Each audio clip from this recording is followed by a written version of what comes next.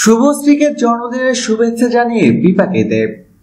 আজ শুভশ্রী গঙ্গোপাধ্যায়ের জন্মদিন।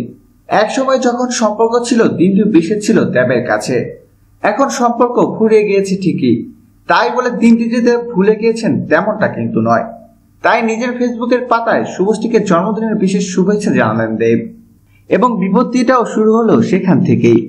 দেব আর শুভশ্রীর সম্পর্ক ভাঙার পর তাদের সম্পর্ক খুব একটা সহজ ছিল না।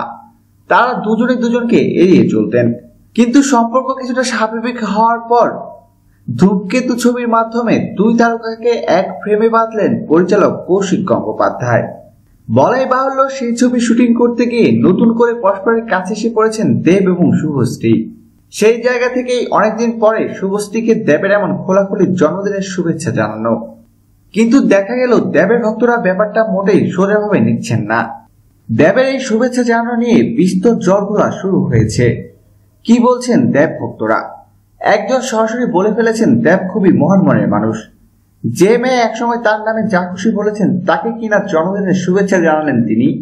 এরপরে ফেসবুকের পোস্ট ধারণ করলো এক দাঙ্গার চেহারা। শুভশ্রীর ভক্তরাই বা ছাড়বেন কেন? তারাও প্রতিবাদ শুরু করেন ওই পোস্টের নিচে। এমন কথা অবশ্য শোনা গেছে দেব তার হুবুকিনীকে শুভেচ্ছা জানিয়েছেন।